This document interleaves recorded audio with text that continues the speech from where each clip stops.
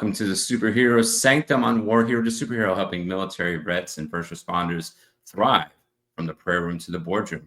This one episode is for our boardroom because when we get out of the service, we really don't know how to be veteran and to go over and maximize our benefits. So we have a special guest that's coming in today. Her name is Jane Babcock. I met her at MIC. She helps veterans thrive through education. What type of education?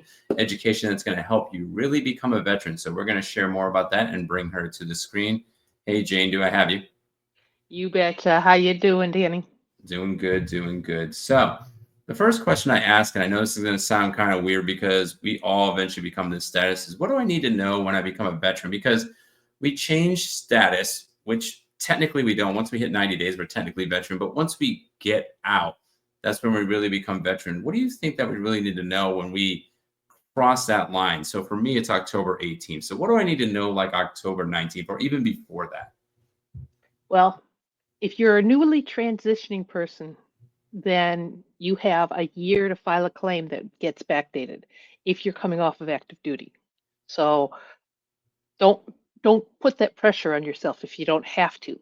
But if you can start it while you're still on duty, that's a good thing because you're not eligible for VA compensation or anything once you leave service until the end of that calendar month. So don't put a lot of pressure on yourself, but at the same time, get it started. Yeah, I know There's, there's a thing called benefits delivery at discharge, at least the Air Force does. So, what if that doesn't get done? So, I should initiate that then? yeah, and it's easy to start a claim with the VA. I mean, you could literally call the 800-827-1000 phone number and probably stay on hold for a really long time and say to them, I want to file a claim for compensation due to my service injuries, my right knee, my left ankle, and that starts a claim. That's just as good as sending in a form. That's really And then awesome. and that gives you a year to submit all the documentation. If you don't submit documentation at the end of the year, the VA goes, "Well, you weren't serious," so they close it. Hmm. Yeah, I So, met a person that I work with that never got the benefits delivery at discharge done. It said that it got done in the records, and then it didn't get done. So I stumbled upon this, helped her out. Now she's finally starting to get some compensation. Not all the diagnoses are done and everything else. And now, I guess maybe a sub question, which I didn't put on there, but I'm just wondering. Let's say they didn't do that. Let's say the agency didn't do that. Can you get a back claim for those years that you should have got a claim? yes and no. If you're coming off active duty and your claim was supposed to be started in service and somebody didn't do their job, but you file it on the 360th day after you leave, you can file and you will get that whole year of back pay. Now, the other ways that you can get back pay are if you fall under what's called NEMR. That's a law that applies to Agent Orange and Agent Orange only at this time. But the Vietnam guys and all the Gulf and Southwest Asia guys are those lobbyists are all fighting to get this approved for Gulf War and Southwest Asia. So Niebuhr actually sued the government and said, hey, it's not my fault you didn't know that this particular disease, cancer, whatever, was going to be related. And I filed for it. One of my Vietnam guys filed when he had his first heart attack in his late 20s. And then he had a second one in his 30s. So that's when he filed. Well, it was denied because ischemic heart disease was not on the Agent Orange list until about maybe 12 years ago. And he came in to me and said, well, I filed this claim way back then. And he had to stop working in his late 50s because of his heart. So I said, oh, aren't you lucky because you have NEMR law? He got $480,000 in back pay. And I know of bigger cases. The other way that you and I might experience back pay is what's called a clear and unmistakable error, Q. You filed your claim with VA, you submitted all the necessary documents, the proof that you were on duty, the proof that you were either treated or you had witness statements of your injury and things like this. So you don't even have to be treated to service as long as you have that relationship to service. whether it's buddy statements, if you were married, your spouse, he'd come home at the end of the day and he'd sit on ice because his back hurt so bad, stuff like that. So, but the VA didn't give proper weight to it. Or if you were one of my Southwest Asia guys and you filed for kidney cancer 2 years ago, well, it just got put on the list in January. They now owe you your disability pay. If that veteran has died, they owe the widow DIC. And yes, VA is supposed to go through the files and say, oh, here's a clear and unmistakable error. We screwed up. We should have granted this. But I don't trust the VA to go through every file. So I always told my veterans, if something new comes on the list, come in immediately and we will make sure it gets added. Just like I always told them, if you have any serious health condition, file it because it may come out on the presumptive list later. I think that is huge. Let's pivot a little bit. Why should I get help on my benefits compared to just calling 1-800-827-1000? Because I could probably just go over and look at the 38 CFR and figure it out and then do my own paperwork. Why should I get someone to intercede for me? Well, having a VSO, an accredited VSO, that's really important. And the reason I say that is they work for your county, your state, your tribe, your national veteran organizations like DAV and whatnot. And they are trained. They go to training every single year, so they stay up on the latest and greatest. And then they can actually look inside the VA's computer system and see what might be going wrong with your claim. Why is it taking so long? They haven't put in a request for an exam yet. They've had it for 4 months. No, that's wrong. That's outside of the standard. You can call the liaison and say, hey, go slap that guy in the back of the head. So that's one of the things they can do. The other thing they can do is, God forbid you call the office and say, I've just gotten a diagnosis of cancer.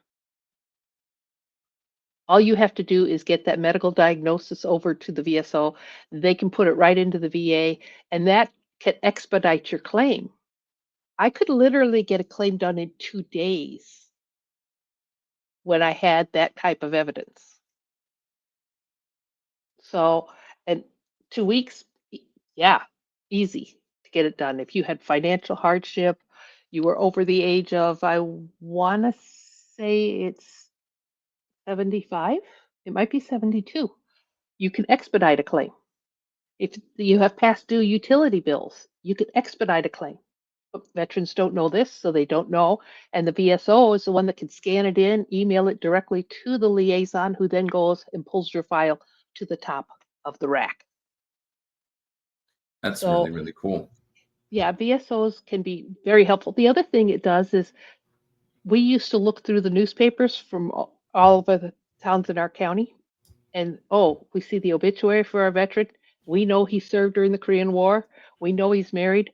We can send her a letter saying, we have reason to believe you may be eligible for VA benefits. Please come in and see us. So they're there to take care of your family after you're gone.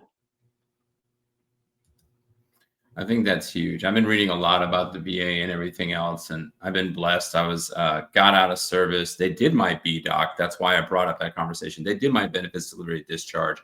I was almost homeless, and basically, I'm like, I have $300 in my check account. I'm like, Lord, what do I do next? And then somehow I get a deposit, and I'm like, praise God, but I don't know what this is. And I'm Yeah, like, can I spend it or not? it was about $700. I didn't, it was like, because it was about like a couple months after I got out and I was receiving at 40%.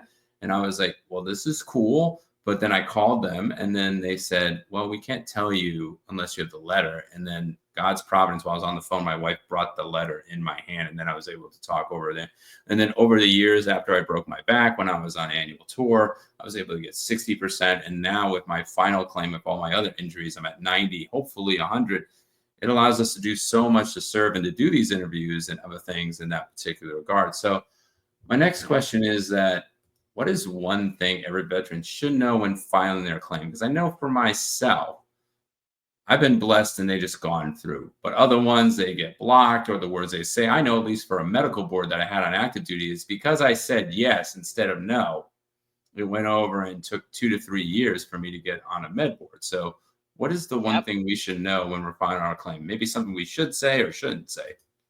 Okay, this is all a legal process. So it's just like going to court for a car accident. If you don't know how to relate things to service or what to say, and I personally, as a CVSO with an extremely high first time through rate, I always had my guys write a letter, write it to that rater and say, I am filing this claim for this injury that occurred, Easter time in Taji at Camp Taji, blah, blah, blah, blah, blah. You know, and if you didn't seek medical care and service, know that you need to get buddy statements, guys that can write, hey, I knew Danny since this time, and I was there when he jumped off the back of the deuce and half and sprained his ankle and hobbled around for 3 days and his ankle turned purple. But all he did was steal ibuprofen and maybe ice from the mess hall because we're taught to suck it up and drive on. But now you have that witness.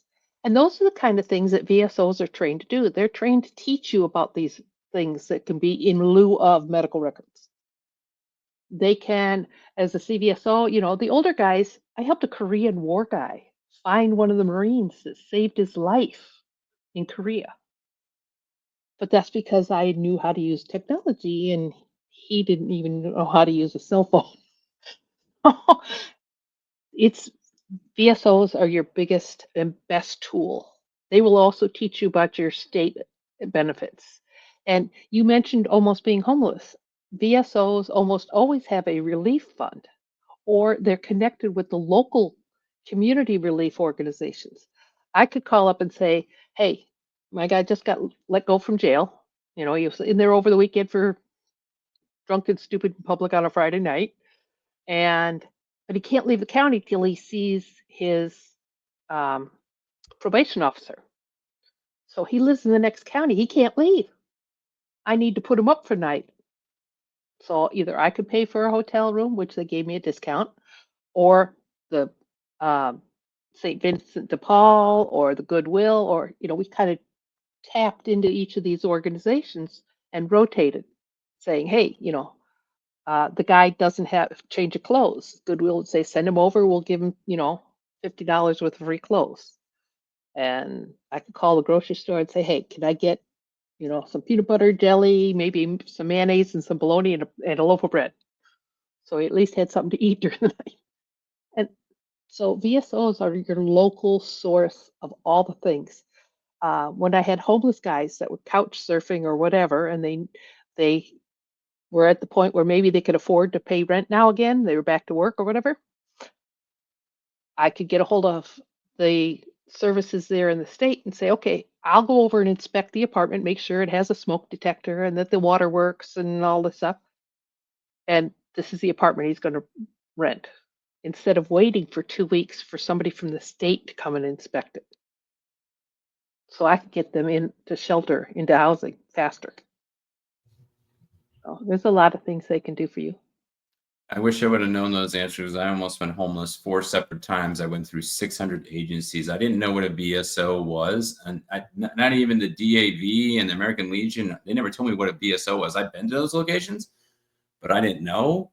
And for me, I had a lot of non-help from those agencies, or I get very little help from those agencies. So, man, this is like wisdom we need to get out and broadcast to the world. Yeah. And that's why we do these types of episodes. So, going into our next one, where's the best place to get help on my claim or to find a VSO? Okay. Scrolling on the bottom of the screen is the accreditation index, and you can look them up, in the large city in your county and things like that, your county seat usually. I tell people start with your county guys first because A, you can find their boss. It's usually in the same building if they're not doing something good for you. Uh, that's also the county relief fund is the one that they're going to tap in to help you out. Whether it's, you know, you got a flat tire and you're living dollar to dollar, well, they could come in and meet with my commissioners who oversaw the relief fund, and they could say, yeah, we'll help you pay for that tire. We'll help you with half a month's rent because you were off for a couple weeks when you broke your leg or things like that. So that VSO is going to help you the most. It's also, like I said, someone you can go to their boss. Guys would get upset with me because VA was taking too long. I'd say, nothing I can do about it, but if you really want to, complain about it, please go down the hall and do that because I'm too busy. But I also had people go down the hall and tell my boss when I had done, when something came back, that they didn't expect. Oh my God, she did this and now I'm getting this. And so, and use that. Remember, like every profession out there, there's the bottom 10% of the class that didn't pay attention in school. And then there's another 10% that is approaching retirement and is just warming the chair. And then there's others whose ego is a little too big and they're so caught up in their own prestige. You know, you walk in and they go, "Oh, here's the 5 forms you need to fill out and bring me your marriage certificate, birth certificate, and medical records." And, you know, yeah, if they're not being real helpful, let them know and let their boss know. But then go back on the accreditation list and find someone else. There's state guys, again, easy to find their boss. And then there's national organization ones. I had people that drove 2 counties over to come see me because unfortunately their VSO over their county was a waste of oxygen. But don't leave a dead weight sitting in the chair for somebody else to get abused by. Yeah, I think that's key in that particular regard.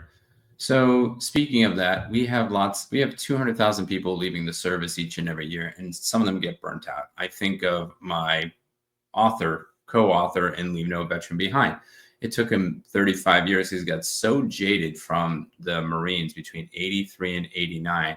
He then finally started connecting with me, and then we connected with Mick, and that's why now we're doing more veteran stuff together and everything else, and that's why we did that book. But the thing is that for a long time, he was like, I'm just going to ignore it. I pull by my bootstraps. I'm just going to fade into the bush.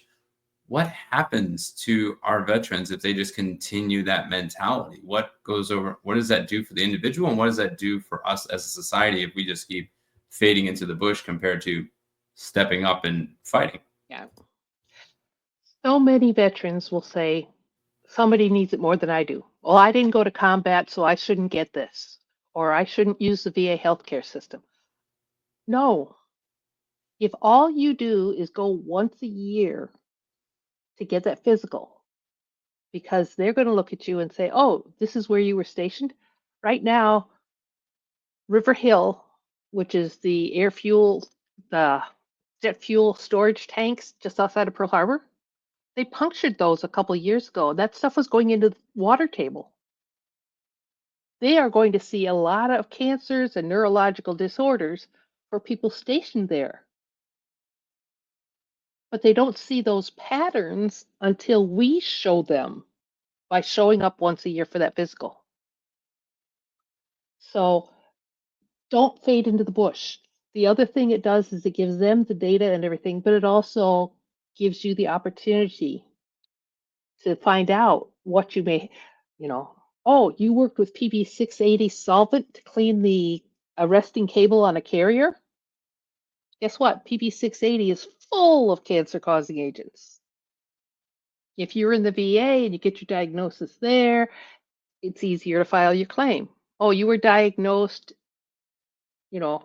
15 years ago at some little hospital 2 states over. Well, now you got to get those records, and do those records still exist? And stuff like that. So get it done. Don't fade into the bush. And remember, if you went on active duty and you were paid for federal duty time, unfortunately, not training and all that kind of other stuff, unless you were like, say, Reserve and National Guard, you went to basic training, went to AIT and got hurt, or got hurt on a drill weekend, or got hurt on a summer camp, even if it's a 0 rating, the guy that, fires 105 howitzers, it's not hard to prove that maybe all that noise exposure is what caused his shift in hearing, but that's not real bad yet. Once you're a 0% rating, you have VA healthcare for the rest of your life. So don't fade into the bush. Talk to other veterans, talk to BSOs. We're going to say to you, okay, you're rated for all these different conditions, Danny, but what medicines do you take for those conditions? Are those medicines causing side effects? Do you have acid reflux? One of the big things that veterans overlook is a special monthly compensation, which gets actually added on top of whatever you're getting paid already. And that could be, okay, you're taking mental health medication or you're taking other medications, and the side effect is erectile dysfunction. If that's happening to you, especially as a young man, it shouldn't be that way. You had to go for the sticker shock one, didn't you? Yep. Oh, yeah. I know more about prostate cancer and ED than I ever wanted to know. Yeah, that's You know, something that I think nobody wants to know except if you're the doctor. yeah, yeah. Sometimes it was like, oh, I really don't need to know that much about that. But Mhm. unfortunately, because of Agent Orange and prostate cancer, and now it's on a list with you guys and everything else. So Mhm. yes, and for women, mental health medications create the loss of interest, the loss of libido. Oh So yeah, it happens to women too. It's just a different effect. yeah. Okay.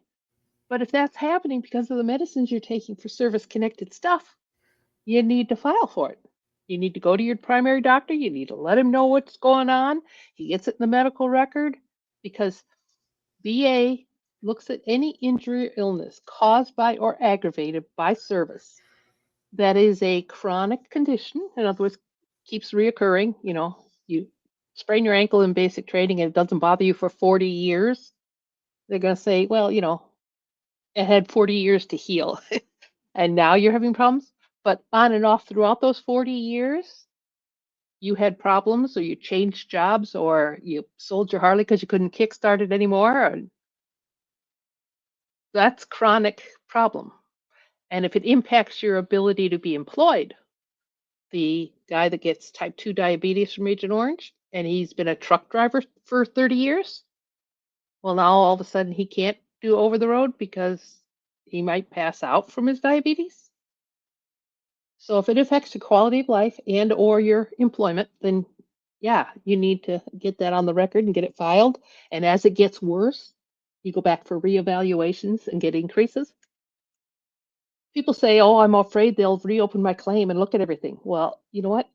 If your knee was bad 10 years ago, it probably hasn't gotten any better. And, and if you had diabetes 20 years ago, put on a service connected at 10%, and now you're doing shots, it hasn't gotten any better. Odds are you might even get increases that you hadn't planned on.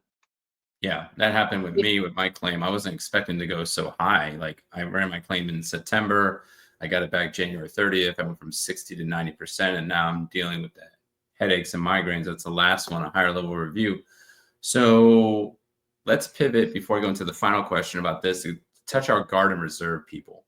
So I know we didn't put it in the notes, but it's just something I really want to go over and ask, not just for myself, Mhm. but all my reserve and guard people, because we got a big drill weekend. So we struggled. So for my 40% claim, it was active duty. My 60% Mhm. claim, I broke on annual tour. I was under a MedCon. I was on long-term orders. It's simple. It's elegant. It's beautiful. But as Yep. a normal traditional reservist, or if you're on again, off again orders, or if you're like me, the Air Reserve technician, then you're like, most of the time I'm a federal civilian, then they have a time during drill weekend.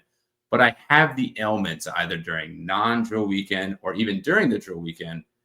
What would be your recommendation to link it to service connected when we're on again, off again statuses? Okay. I'm rated 0% for one ankle and 10% on the other ankle. And that's because on a summer camp, we were doing blackout driving. We had a fake ambush, and I didn't know that there was a ditch next to our Humvee. So when I jumped out, I landed on the other side of the ditch and hyperextended both ankles. Well, the next day was land nav and stuff, so I just went grabbed the 100-mile-an-hour tape, pulled my boots off, wrapped it over my socks, and 2 days later I went to the doc and said, "Hey, I need to borrow some scissors," and I cut off my socks, and my ankles were purple. So the guy that drove the Humvee and heard me scream when I landed in the ditch and saw me hobbling around afterwards.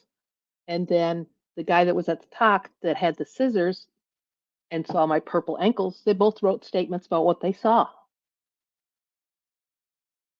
So that's how those are service connected. I was on a 45-day training order out at the high tech. We were getting ready to go over to Afghanistan. In '03, I'm out at the high tech and I was in a really stupid training accident. You know, I look at myself and I go, you weren't paying attention. Hello, stupid. I ended up slamming into a pole, injuring my shoulder. Uh, they put a cast on my elbow. Uh, but I didn't know how bad I'd actually hurt myself until I got back to the unit. And a couple months later, I started dropping things and having sensory problems in my hand and all this stuff. And finally, I started having these massive migraines and finally went into the neurosurgeon and they said, oh, you blew a disc out, you tore 2 tendons in your shoulder and the rotator cuff. So I didn't have the line of duty records showing the extent of my damage or the fact that I'd screwed up my neck. But between witness statements and the logic of the doctor being able to say, well, yeah, you run into a pole and you purple the whole side of your face, you probably twisted your neck around pretty good. And since you tore your tendons and everything else, yeah, the damage in there, it's all related. So I'm service connected for all those things because they put my neck back together with a cadaver disc and some metal strapping. Wow. So yeah, knowing if it's happened in service, if you, like I said, the moment you leave your house on Saturday morning until the moment you get back to your house on Sunday, you are on duty. Hmm. Even if it's Saturday night at your house and you fall down the stairs. Yeah. Okay. So that's when those buddy statements come into play. That's when the ambulance bill or the line of duty, those documents are so important.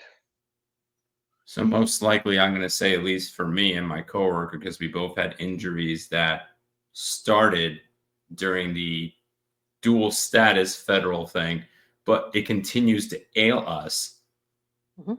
through the drill weekend, through our annual tour, through everything else. We should just be maximizing and hitting our doctors during drill weekend to say, hey, I still have this ailment. It's caused, Well, you and know, there's the rule of aggravation.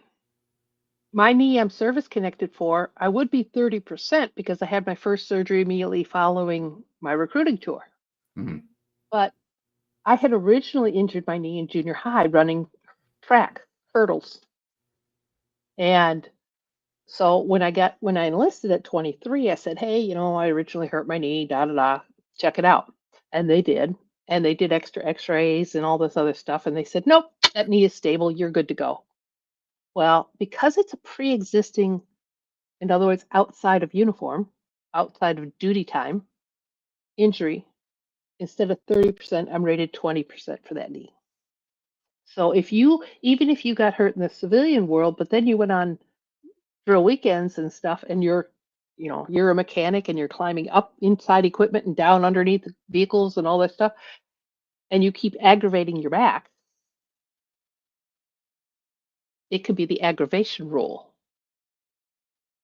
okay?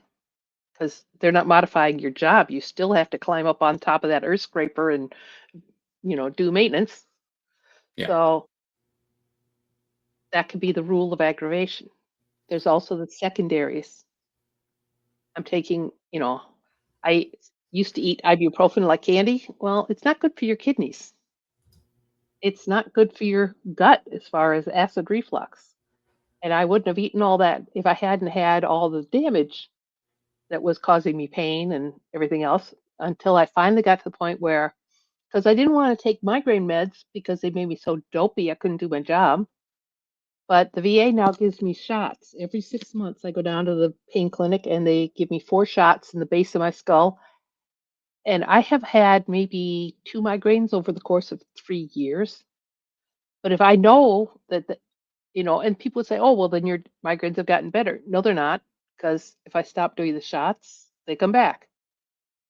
and I end up back at the 3 or 4 times in a week, or in the emergency room twice a month at least.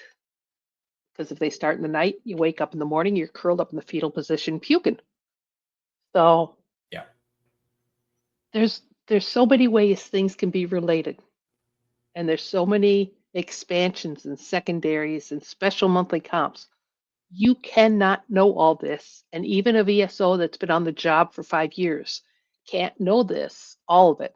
Mhm. But I could get on my forum and talk to 7,000 CVSOs when I was new. Hey, I got a guy coming in, and this is when he served, and this is what his DD-214 says his MOS was, and maybe it says where he served, and they could go, okay, be sure and ask him this question, and this question. So my capacity to be mentored was wonderful until I got up to speed. And I'm one of those geeky people. I actually read the regulations. Oh So yeah.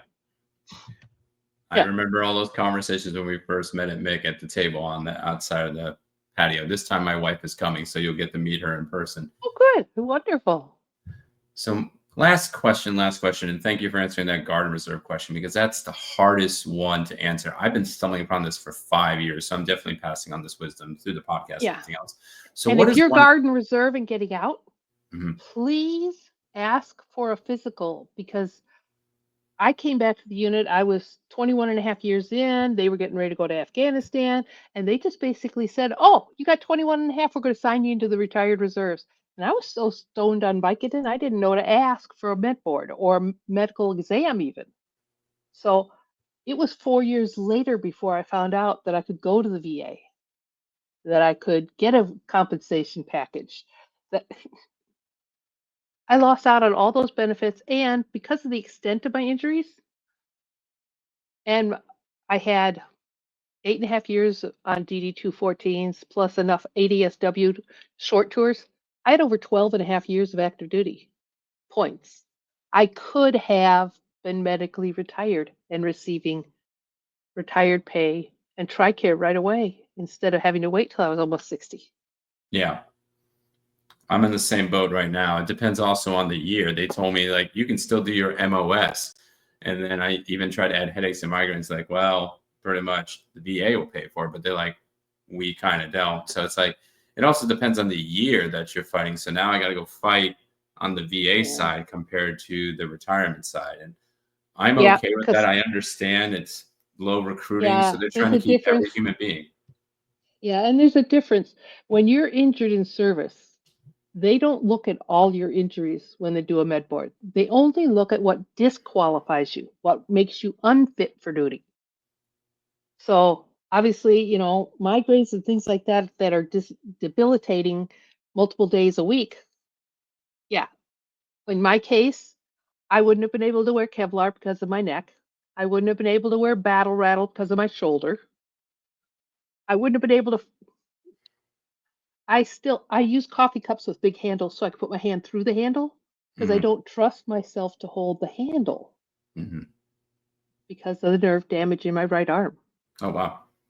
So would I have been unfit for duty? More than likely. So then they go, okay, well, in your MOS, in my case, I was electronics repair, so dropping soldering irons and stuff like that is not a good thing. No, definitely But not. they could have said, oh, but you could be retrained into supply, or you could be retrained into some other MOS. And that's when, for some, it means, okay, you could stay in and get your 20. For others, it's like, no, there's nothing we can really retrain you into. And that's when you're going to get that medical retirement. Yeah, that is the difference, I tell you. So, last question. What is one piece of advice that you give the veterans to break that mindset? So, again, we'll think about my partner in our book, Leave No Veteran Behind. How do you break that mindset that we built as military like this? He calls it suck it up, buttercup. I guess that's what the Marines used to say. Yep. So, how do we go over and break that mindset so we can maximize our benefits and then also take the benefits to be a blessing to others and also to our future family? Yeah. Okay. There's a couple pieces of advice. First and foremost, get an accredited VSO. They're free and you can fire them and get another one if you need to. And if you find a good one, hold on tight. If you are outside the VA healthcare system, go in once a year because they're going to know the latest and greatest on the presumptive list. They're also going to be able to look to you and say, you know what? You're 27 years old and you're having these kind of breathing difficulties. Why would a 27-year-old non-smoker have breathing problems? Civilian doctors probably going to say, oh, it's asthma. Civilians treated me for asthma for years. And I got into the VA and they went, that's not asthma. And so that 27-year-old non-smoker, they're going to do extra tests to make sure that there's no asbestos, maybe where you were stationed at had asbestos in the old World War II barracks, or maybe you have exposure over in Afghanistan that makes us think lung cancer. They're going to look for things that the civilians don't, simply because they know what's going on with all of us. And so get in the VA healthcare system. When it comes to benefits, like filing claims for injuries or illnesses, remember, these things are only going to get worse in your lifetime, and you may eventually not be able to work. That compensation could mean a world of difference. The fact that you get really sick and you need in-home care services, VA can provide that. So it's not a financial drain on your family. If you need to go into nursing home, again, VA will pay for that if it's related to your service stuff. Again, not draining your family. So you have earned these benefits. Right now, 1% of our population is keeping the freedom and the ideal of democracy, because if we ever get there, that would be interesting. But there are very, very few willing and able to go out and do what you do. Very few people willing to leave home, give up everything they know, possibly end up in the shittiest place in the world, barely getting any sleep, MREs are not the best thing to eat 7 days a week. We are unicorns and we earn every benefit that's given to us. And we pay in through our tax dollars. So it's not like it's all on the public to do for us, but you've earned them. And what you don't file for now will make it all the more difficult for your surviving dependents, whether it's your child that was born handicapped or became handicapped before they were 18, or your spouse, or, I've had to do benefits for children when the mom was already deceased and the dad then died of service stuff. So grandma and grandpa, I had to get the compensation for the children so that grandma and grandpa weren't as impacted financially. Protect your family. Even if you get a rating of 0% for hearing loss, there's a funeral stipend and a plot allowance that your family becomes entitled to. And if you die of something service connected, the VA automatically gives the family $2,000 in funeral expense money. Don't leave it on the table, and don't leave it unattended so that your family has to fight for it. Set it all up, make sure it's there and on the record. That was awesome. I want to thank you, Jan, for going over and passing on all this wisdom. Definitely got some for me and for all the other people that I go over and serve, and definitely going to get this message out here and broadcast it in a couple of days after this recording. So I want to give you the floor one more time. If you have anything else you want to talk about, any call to action, and then we'll close out the show. So thank you for joining. Please go and find out what a wartime veteran's pension is, because if you're lucky to come home unscathed and maybe have a 10 or 20% rating. I had a 22-year-old young man who was then in a motorcycle accident after a service, and he will never work again. Well, being as young as he was, he only qualified for $850 a month from Social Security because he didn't get disability. He got the supplemental Social Security income. And There's no way you could live on that. But through the VA wartime pension, we got him another $950. And this was a good 10, 12 years ago. So he at least, in our little town in rural Wisconsin, he could at least afford an apartment. And so, no, you have no idea what you don't know. Go find out, protect yourself and your family. Thanks.